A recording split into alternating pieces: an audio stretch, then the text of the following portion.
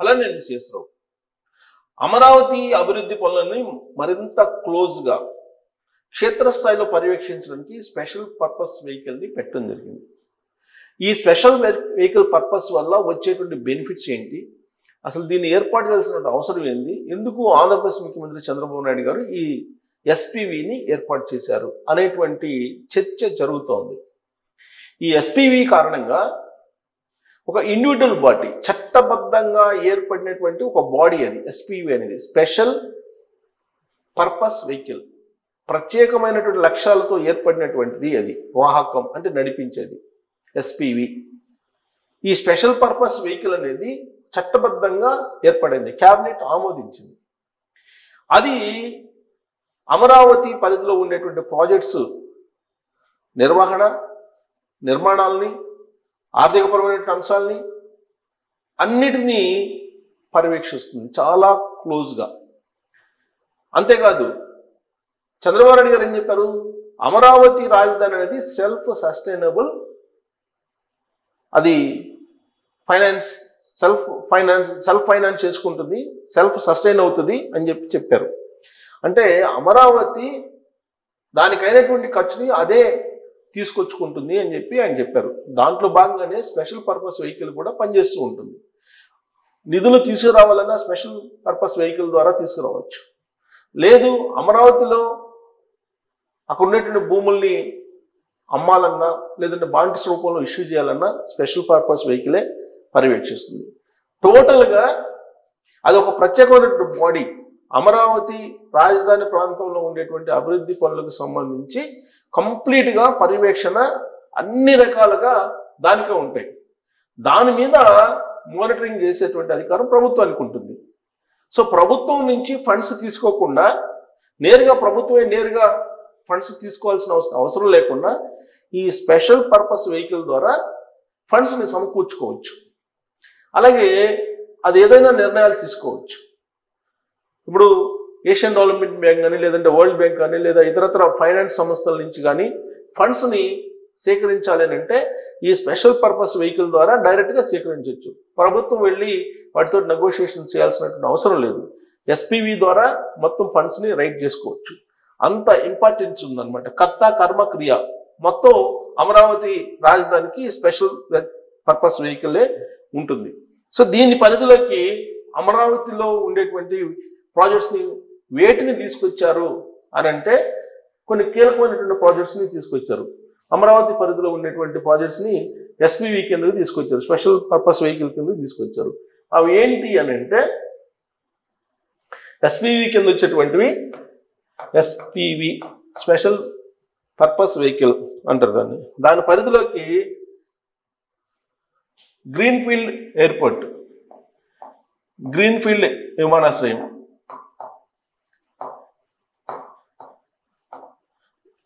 Greenfield విమానాశ్రయం,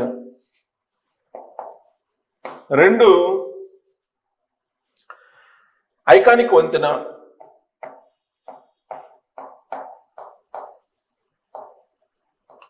iconic వంతెన, 3 ఎన్టీఆర్ విగ్రహం,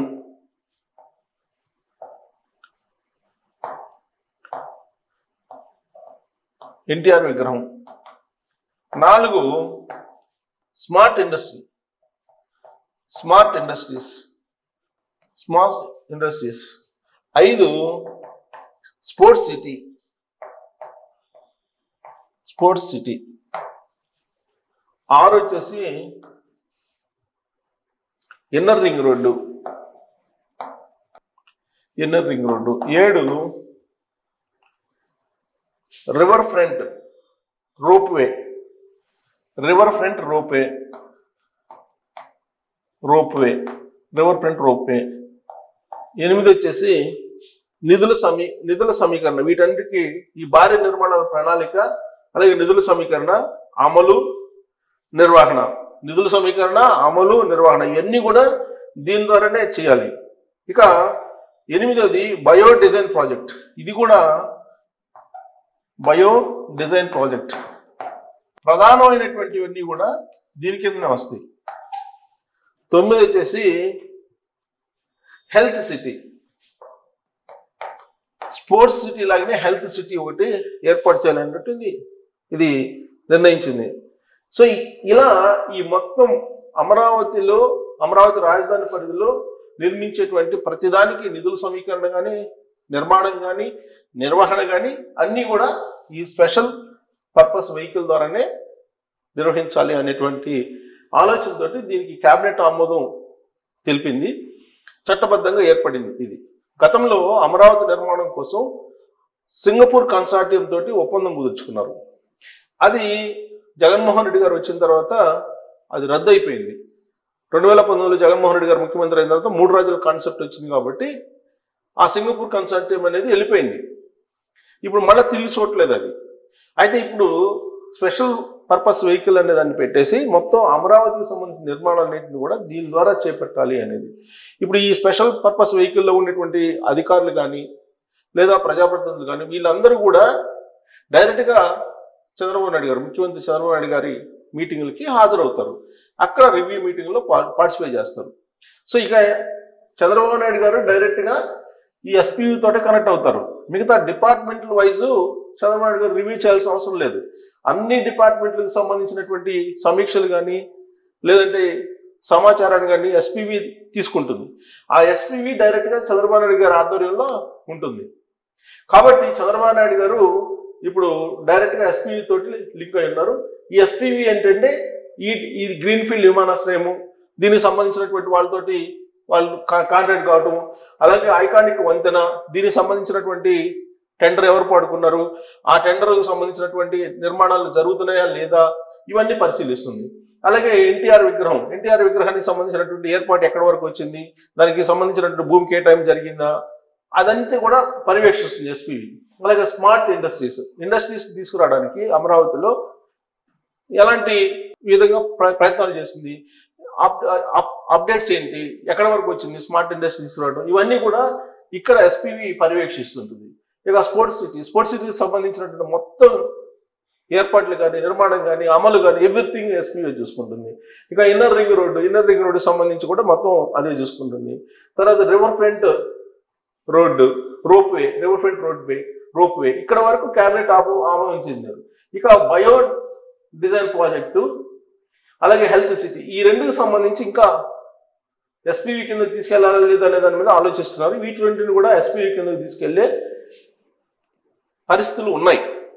సో కాబట్టి అమరావతిలో ఏం జరిగినా సరే ఎస్పీవీ బాధ్యత. ఈ ఎస్పీవీ ఎవరు సమాధానం చెప్పాలి? చంద్రబాబు గారికి సమాధానం చెప్పాలి. ఈలోపు ఈ కింద ఈ మొత్తం నిర్మాణాలకు సంబంధించినటువంటి వ్యవహారాలన్నీ ఆయా డిపార్ట్మెంట్ తోటి ఎస్పీవీ అనేది స్పెషల్ పర్పస్ వెహికల్ అనేది కాంటాక్ట్లో ఉంటుంది. సో కాబట్టి అడ్మినిస్ట్రేషన్ వైపు నుంచి ఈజీగా ఉండడానికి ఆ విధంగా చేస్తారు. స్పీడ్ ఆఫ్ డూయింగ్ బిజినెస్ దిశగా ఆంధ్రప్రదేశ్ వెళ్తుంది. ఈజ్ ఆఫ్ డూయింగ్ బిజినెస్ నుంచి స్పీడ్ ఆఫ్ డూయింగ్ బిజినెస్ దిశగా వెళ్తుంది. పైగా చంద్రబాబు గారు ఏం చెప్తున్నారు, ఇంత ముందులాగా హార్డ్ వర్క్ చేయాల్సిన అవసరం లేదు, టెక్నాలజీ పెరిగింది, ఇప్పుడు క్వాంటమ్ కంప్యూటింగ్ కూడా వచ్చేస్తుంది, ఇప్పుడు స్మార్ట్ వర్క్ చేయాలంటున్నారు. ఈ స్మార్ట్ వర్క్ చేయడంలో భాగంగానే ఎస్పీవీని ఏర్పాటు చేశారు. స్పెషల్ పర్పస్ వెహికల్ ద్వారా చంద్రబాబు నాయుడు గారికి మొత్తం ఇన్ఫర్మేషన్ వెళ్ళిపోతుంది. సో కాబట్టి అడ్మినిస్ట్రేషన్లో ఈజీగా ఉండేందుకు ఈ స్పెషల్ వెహికల్ పర్పస్ని ఏర్పాటు చేశారు. ఇది చట్టబద్ధంగా ఏర్పడినటువంటిది. నిధులు తీసుకురావడం దగ్గర నుంచి, నిర్మాణాల దగ్గర నుంచి, నిర్వహణ వరకు మొత్తం అదే చూస్తుంది. సో కాబట్టి ఎస్పీవీ అనేది సిఆర్డీఏ దానికంటే కూడా పవర్ఫుల్గా ఇప్పుడు ఎస్పీవీ ఉండబోతుంది. అమరావతి రాజధాని నిర్మాణం విషయంలో 2028 లోపలే అమరావతి నిర్మాణం పూర్తవుతుందని చెప్పి మంత్రి నారాయణ గారు చెప్తున్నటువంటి క్రమంలో ఎస్పీవీ ఏర్పాటు అనేది స్పీడ్గా అమరావతి నిర్మాణ పనులను చేపట్టడానికి, పూర్తి చేయడానికి దాన్ని ఏర్పాటు చేశారు. మరి దానికి శానిటీ ఉంది, చట్టబద్ధత ఉంది. కాబట్టి అది నిర్వహించేటువంటి నిర్వహణ, నిధులు సమీకరణ లేదంటే నిర్మాణాలు ఇవన్నీ కూడా వేగవంతంగా చేస్తుంది అని చెప్పి ఆశిస్తున్నారు. మరి ఎస్పీవీ గతంలో కూడా ఎస్పీవీలు పెట్టారు, అనేక ప్రాజెక్టులకు ఎస్పీవీలు పెడుతూ ఉంటారు. చంద్రబాబు నాయుడు గారి గతంలో కూడా అనేక సందర్భాలు ఎస్పీవీలు పెట్టారు. సో వాటి కారణంగా విజయవంతంగా అనుకున్న టైంకి పూర్తి చేసిన సందర్భాలు కూడా ఉన్నాయి ప్రాజెక్ట్స్ని. అందుకే ఆ అనుభవంతో దీన్ని పెట్టారు. మరి ఇది పెట్టినందు కారణంగా అనుకున్న టైంకి రాజధాని పూర్తయ్యే అవకాశం ఉందా అన్న దాని మీద మీరు కామెంట్ చేయొచ్చు. Thank you.